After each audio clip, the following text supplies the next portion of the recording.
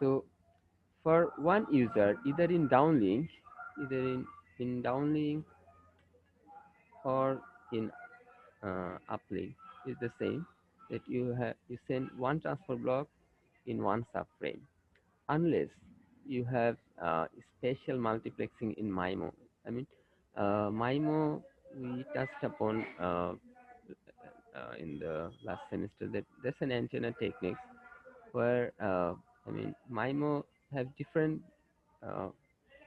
different methods. The most powerful method among MIMO uses multiple streams of data simultaneously, and that is called spatial multiplexing. Spatial multiplexing of MIMO. When you use that, then there can be multiple streams. If there are two streams, then you have to uh, uh, I mean TB transmitted, okay,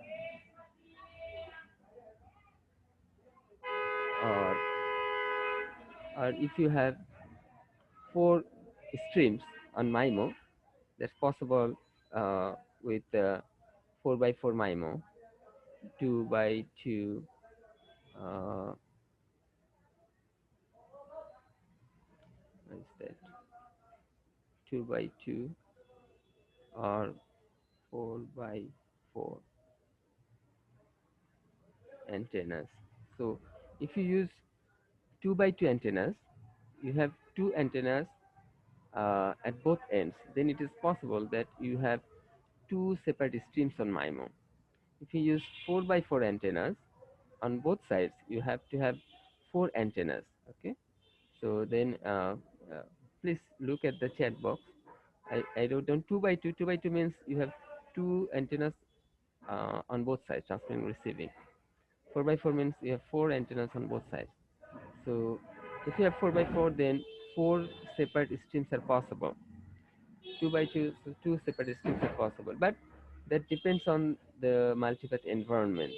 Okay, it's not only like your capabilities, but the multipath environment also has to support uh, these many streams together. So, but in those cases, if you have four streams, then it is possible that you, uh, it's not possible. Four streams means that you send four transport blocks in one subframe. Two streams mean you send two transport blocks in one subframe.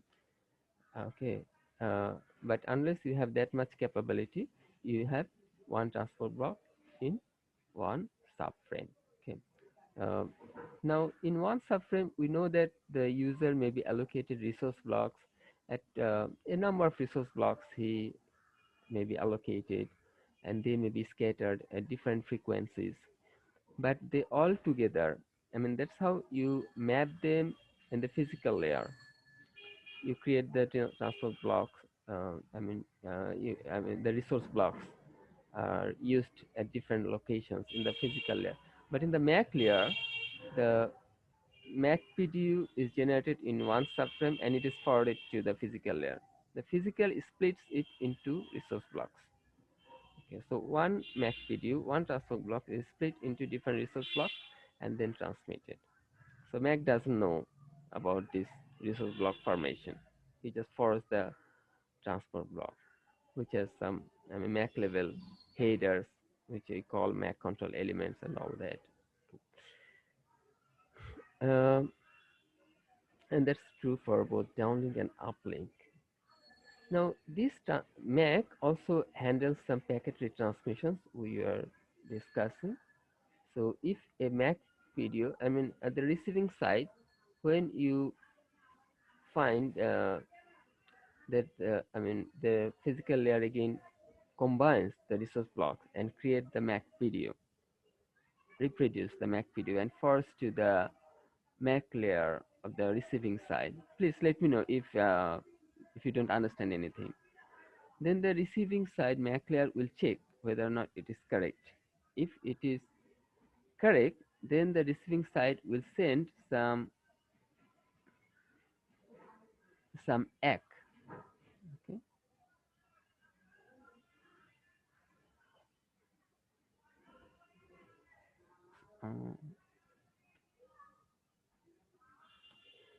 some ACK signal,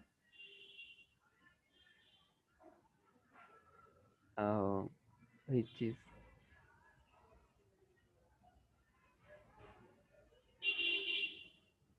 sorry, I didn't write down that it is ACK. It sends, Sir, can you sir write it the term in the chat box, sir?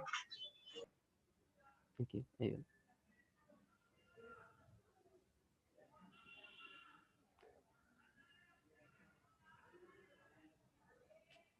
I don't know why the chat box didn't appear. ACK and NAC. I wrote down, I mean, the slide includes NAC, but I need to add there the term ACK. ACK or NAC is transmitted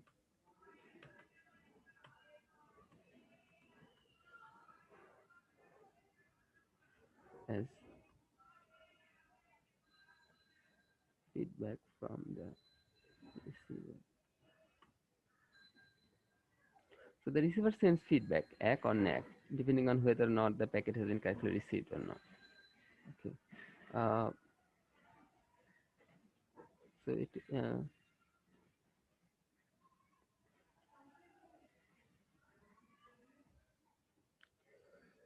it is not correct, then it sends NAC, but it doesn't discard the packet as we discussed yesterday. And the transmitting side, when receives NAC, will retransmit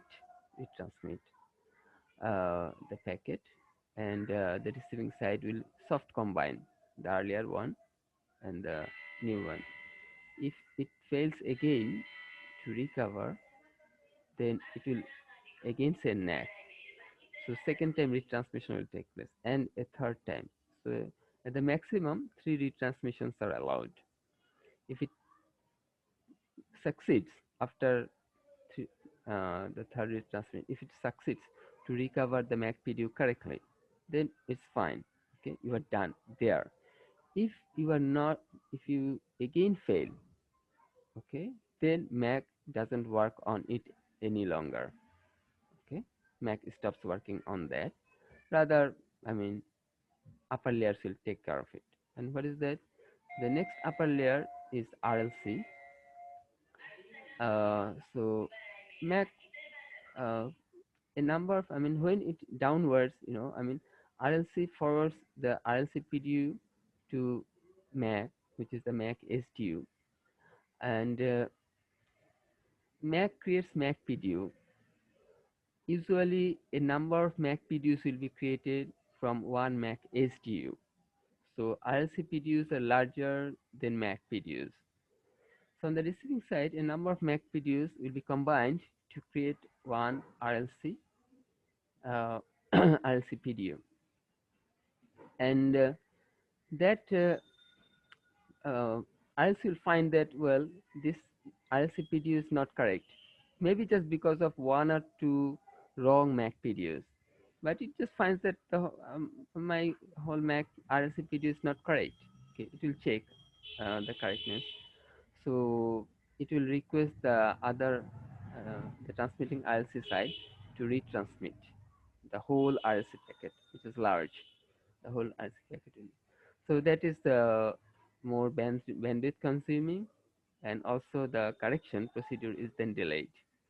Now the RLC, if after all this process, okay, again there is there are some failures in the MAC level, which MAC fails to correct, and again RLC finds that the same packet has been received incorrectly. Okay, so these sort of things can happen.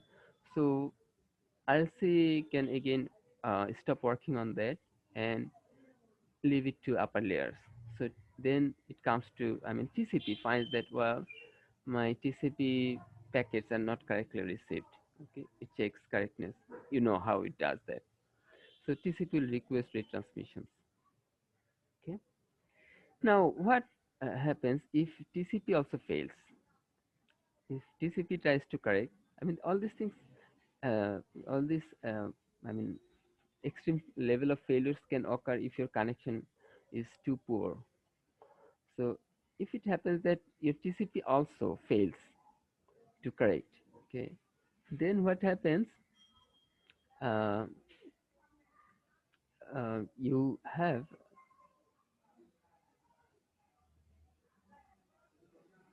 what happens if TCP also fails to correct? Can you suggest?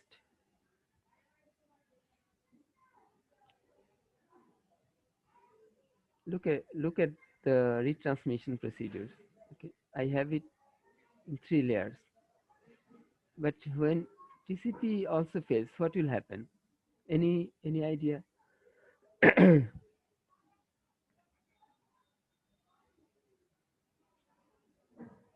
Uh,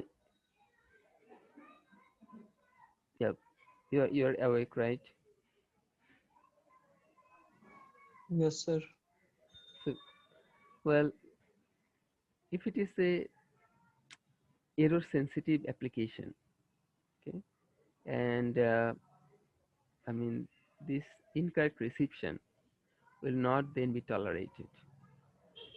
Like when you're downloading, say, PDF file, the correct packets have to be correct.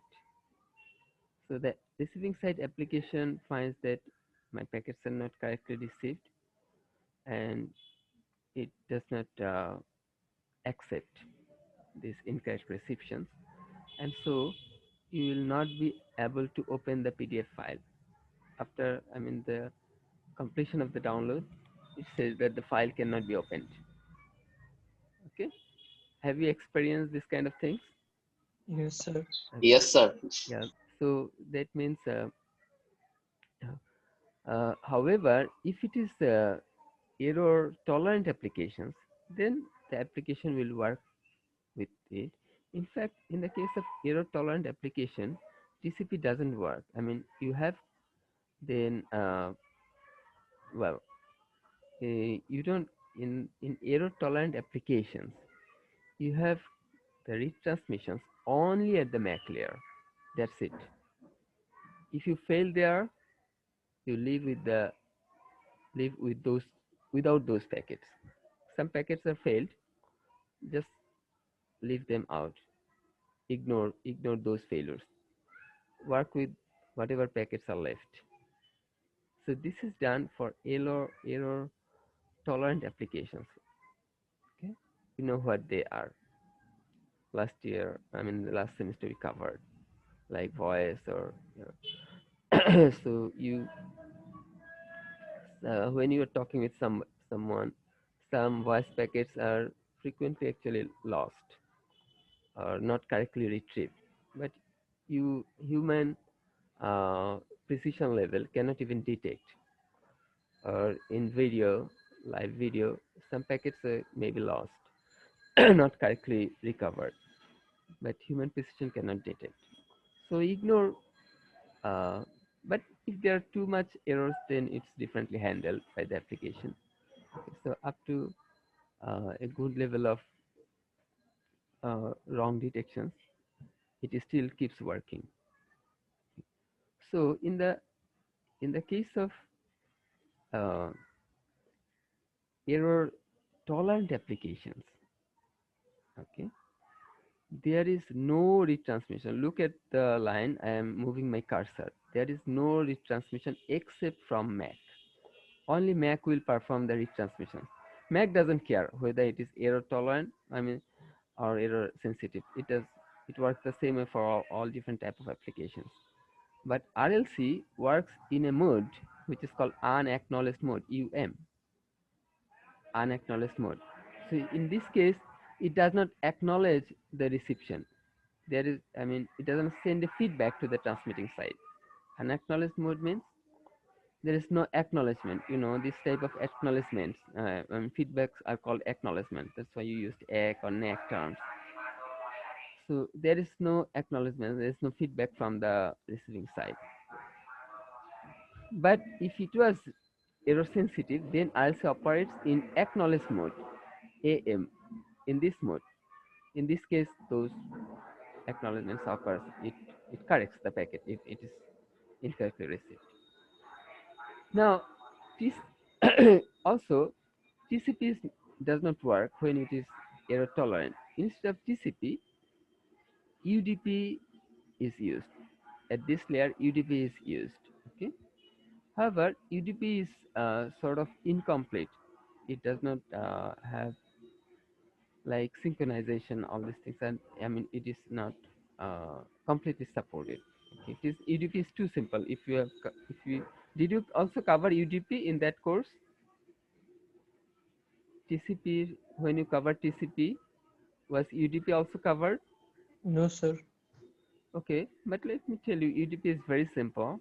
You just packet it and send it. Okay, there is no uh, retransmissions. Okay, acknowledgements of this kind of things. There is no congestion control. Okay, one of the most powerful, I mean, two major contributions from TCP is you control the rate of transmission depending on the congestion.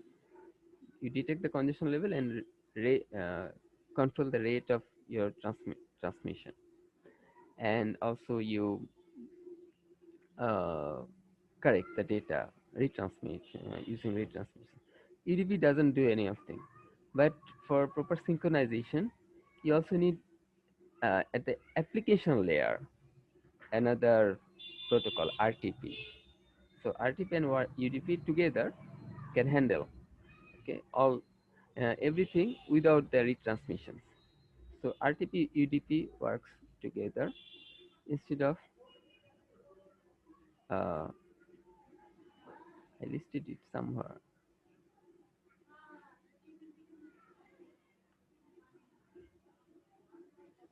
Uh, CC for NRT type application, HARQ, acknowledge mode in RLC, and upper layer protocols are TCP/IP. TCP/IP, okay. But for RT type application, it is HARQ like before. Now unacknowledged mode and RTP UDP IP. Okay, IP is always be there. I mean, it's all IP nowadays.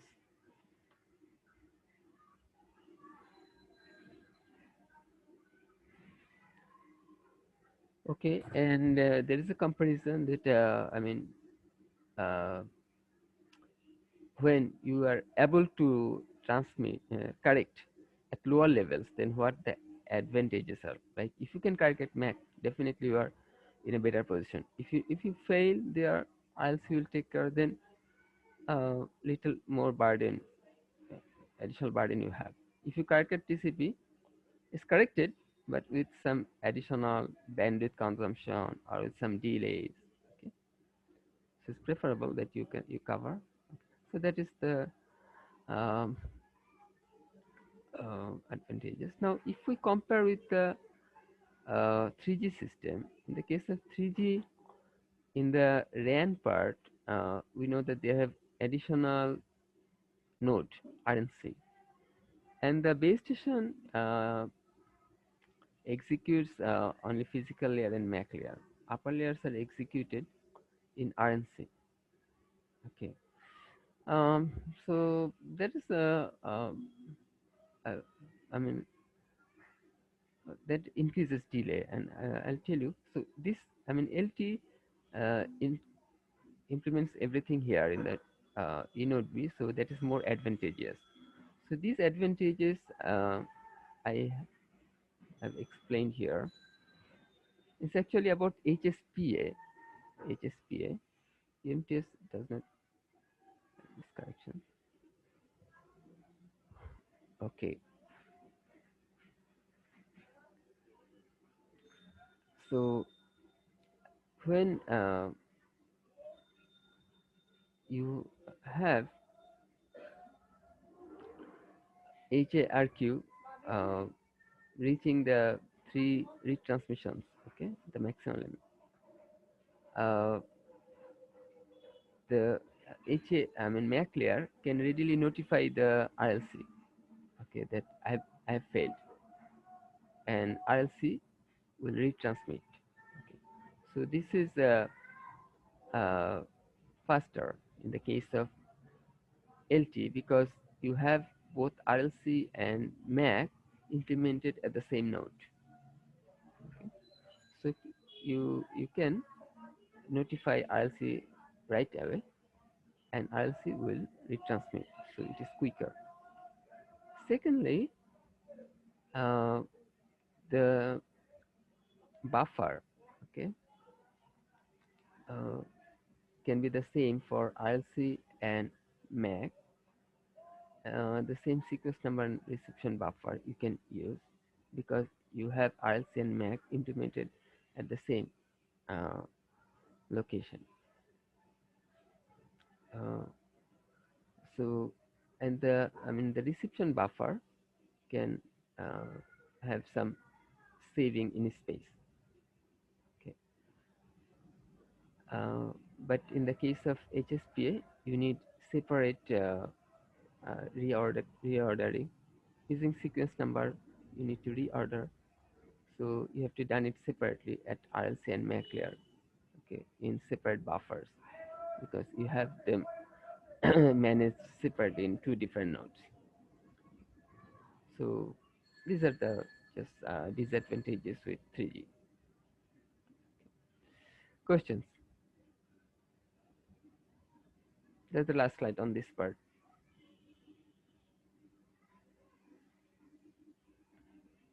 Okay, if there are no questions, we will move on to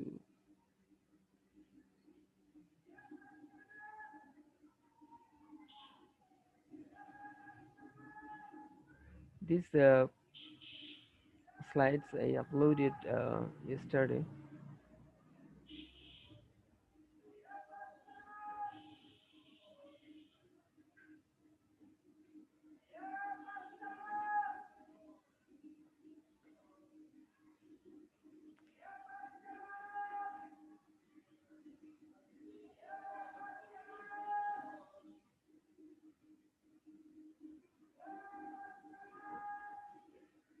Okay, data transfer.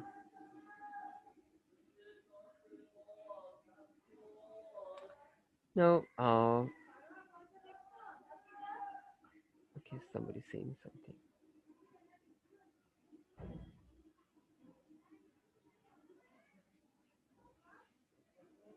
Okay, well, for data transfer, I mean, we have a long discussion, and a few things we, uh, I mean, will not repeat, but a few slides I have repeated from our wireless discussion part. Those slides will just skim through, uh, but I have included them to make this discussion complete, okay, to complement the whole discussion. Now,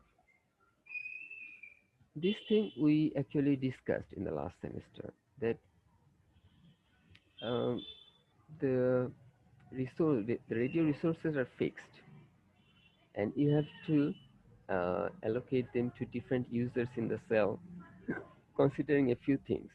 The most important two things are the radio link quality, how the how good the current position of the user is. Okay, so if he has better radio link quality, he may be privileged. Okay, and secondly, fairness. If if you privilege someone, then fairness will also be. Uh, I mean, there will be a question of fairness. So uh, these two things we should balance. Okay. If the radio link quality is better, then he can make better use of the radio resources. That is why he has the, uh, I mean, he may be given more. Okay, just because that is more better utilized. Somebody cannot use it properly. Okay, so if you give somebody a lot of money, but he doesn't make good use of it, so you may not give him. So on one side, it may seem right to give equal money to everybody.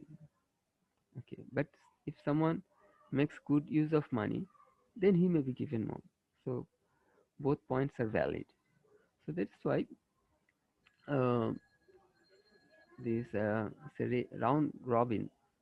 Uh, I mean, these two extreme things are uh, taken in the first two methods. Round robin means just you give everybody equal share of the resources. Round. Okay, cyclically you may rotate among the users. And maximum CI, so you don't consider the channel condition, reducing conditions of the users. On the other hand, maximum CI or CINR, okay, it considers does not considers the uh, fairness at all. Okay, in every subframe, you check who has the best CI and give them the whole resources.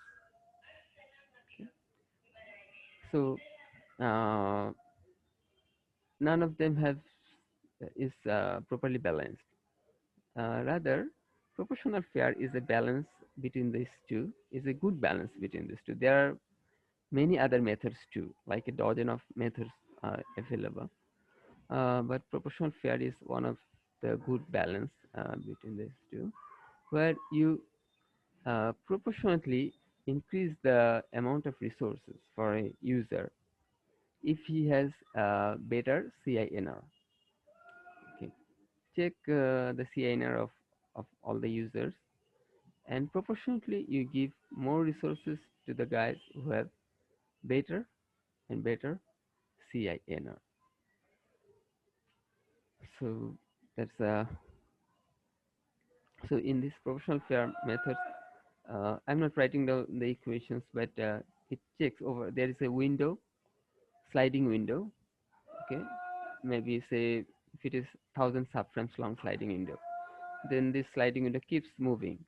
Okay, always you keep check. You check the last 1,000 sub 1,000 subframe. Okay, and check how things have been. I mean the reducing condition, how much you have received. Okay, reducing condition. So proportionately you manage all the from the history. You proportionally manage the resources for the users. And the point is power versus bandwidth. Well,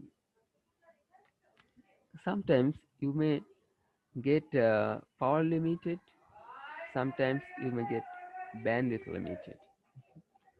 Like if you are at the cell edge, then uh, you may get power limited because you, even if you are given more bandwidth, okay, I mean your radio link condition is very poor then. So say more likely it can happen in the uplink that you are already using the power level, maximum power level available to yourself.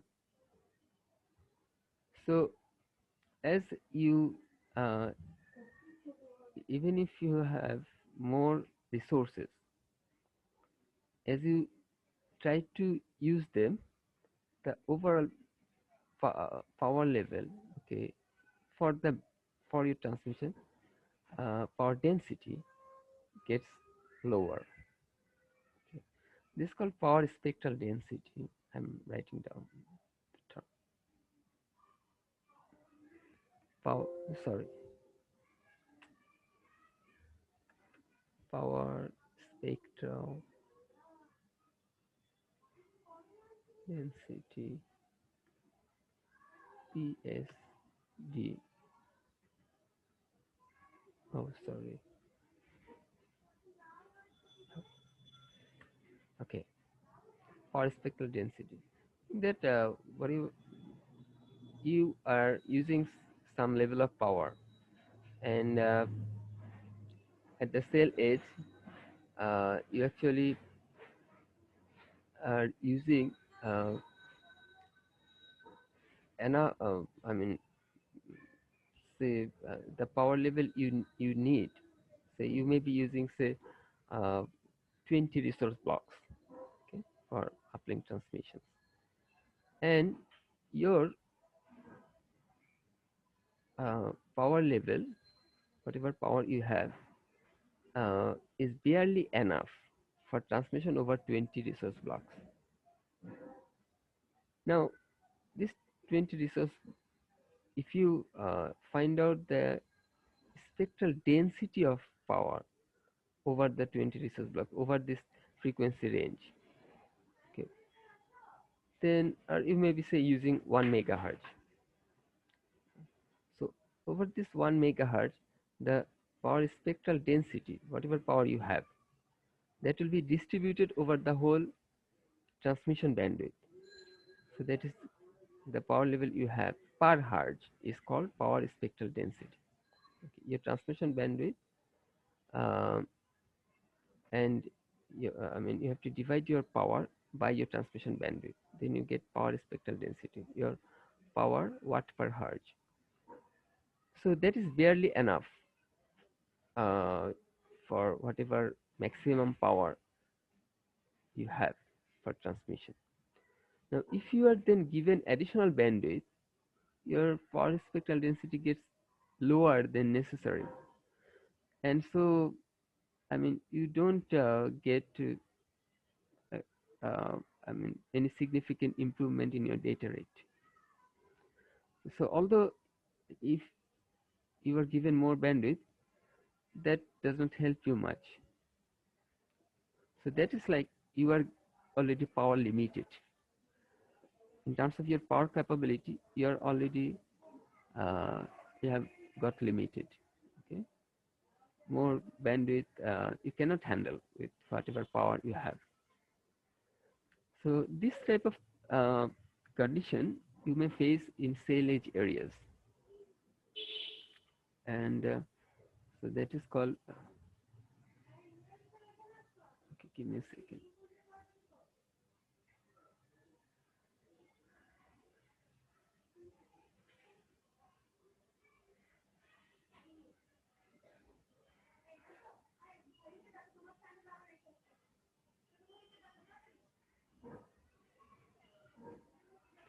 I need to. My PowerPoint slide is creating problem. I need to close it and open again. It's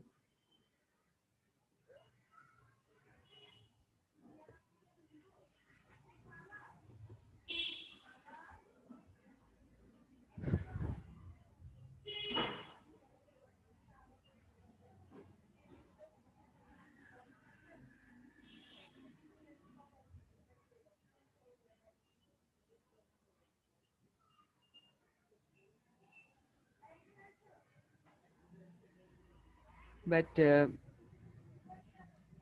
the cell edge users can suffer into this way. A wider bandwidth may even further aggravate. The SINR aggravates, okay, and there may not be significant improvement in data rate. So that is power limited case. On the other hand, bandwidth limited case means your UEs are close to the E node V. Okay, that this is actually what we generally think of. So you have enough power capability, sufficient power is there, but there is uh, not enough bandwidth. Other people are also given share from the available bandwidth, so you have to get a particular share, and you are there is a limitation in the bandwidth. Okay, so the general situation is actually bandwidth limitation. Okay, you have to work with whatever bandwidth you have. So the data rate is limited because of the bandwidth that you may be allocated. Okay. So the improvement of data rate can be assumed to be limited by the available bandwidth. Okay, whereas in this case, your data rate is getting limited because of a lack of power, lack of power transmission capabilities. Okay. But let me tell you, you may not allow the use of very high level of power not only because your users getting power limited, it's also because very high level of power can cause severe interference in the system. Okay, so interference is an also issue to uh, uh, I mean, and from that viewpoint, the uses of power, okay, level of power should be kept limited in the system. Now, in the case of resource allocation, there are two methods: dynamic and synchronous scheduling, um, primarily to handle the traditional two types of applications, uh, which allowed the evolution of CS and PS. From the very beginning, there are always the 3 decades of cellular communication had the two types, CS and PS. The primary reason, was CS was less efficient. People always knew that. But why? Although people had PS in hand, why people still used CS and all these 3 decades they ran it? The reason is, in the case of CS, we actually discussed in the last semester, just a quick reminder. In the case of CS, you can maintain quality. You have the whole path, the resources. The resources are already reserved for your application. So, if your application has the type that you have regular generation of packets, and these packets are small in size, okay, then it is actually efficient. In the case of PS, you allocate your resources, or resources will be reserved, okay, as and when necessary. Whenever you have some packets for transmission, you set your resources. Okay. You have to get your resources allocated. But this resource allocation requires some control information. You have to, PDCCH signaling will have to be there. PDCCH allocates that you have resources here and use them.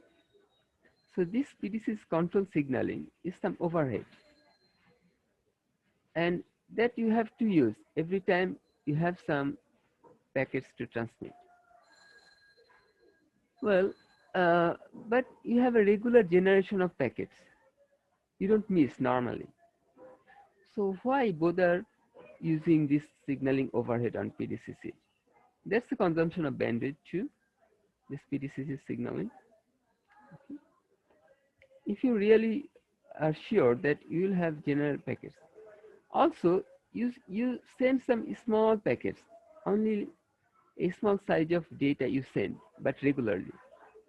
So for this type of small amount of data, you use signaling. So your signaling or control overhead is almost equal to your data. So almost you have twice as much as your data you're sending, you're consuming. The overhead is almost equal to your actual data. So it doesn't make a lot of sense. So but only when you have this type of applications that you have your data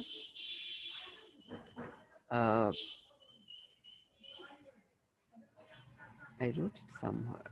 Where did I write?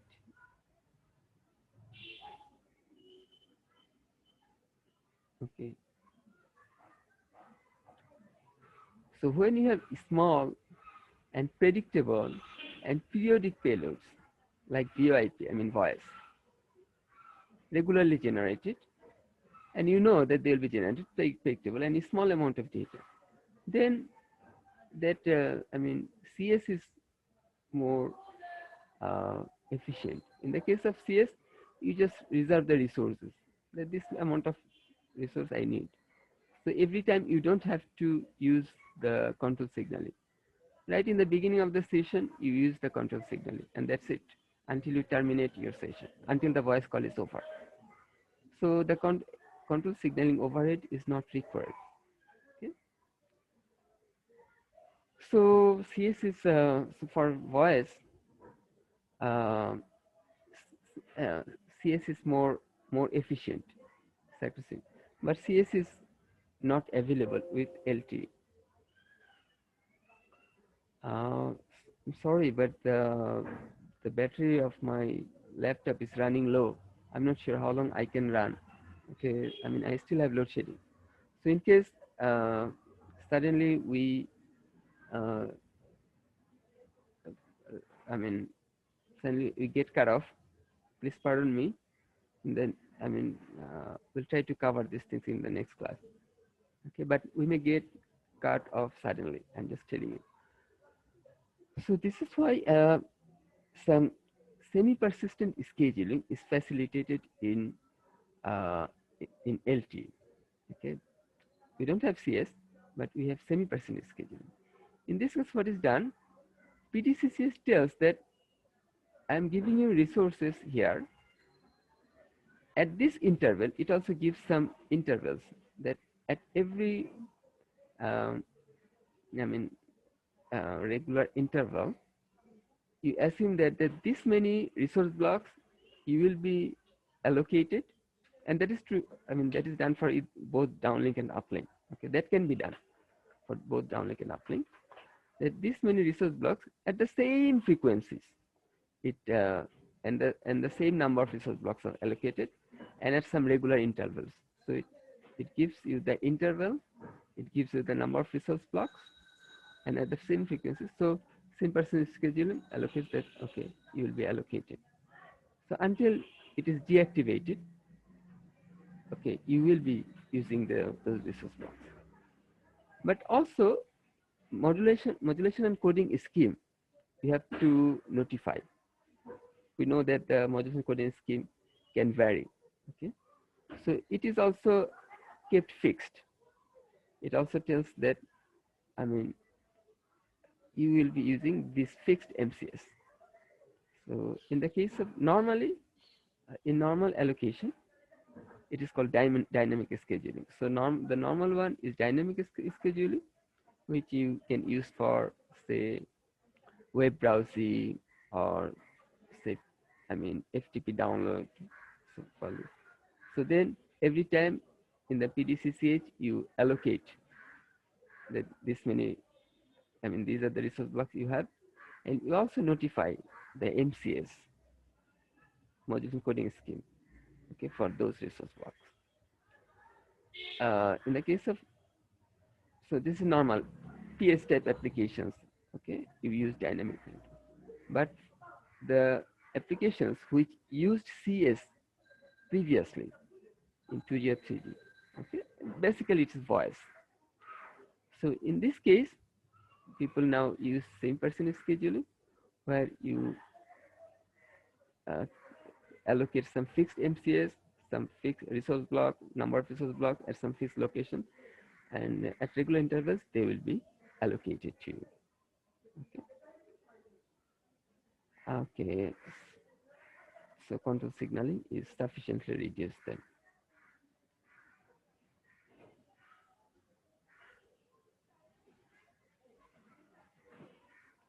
These things we already covered in the last semester. Okay, that if your SANR gets better, you can use higher SINR. You can have better uh, better number of resource blocks, higher numbers. And these things you should vary depending on your link quality. Okay, you already mentioned in the last semester. These things we also covered in the last semester. Okay, I just repeated them for your convenience. MC, I covered them.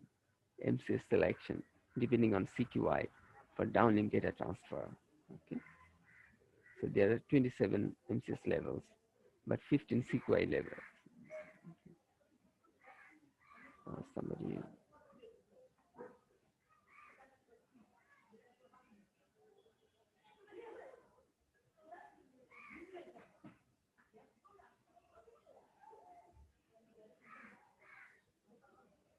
Hey, can you hear me?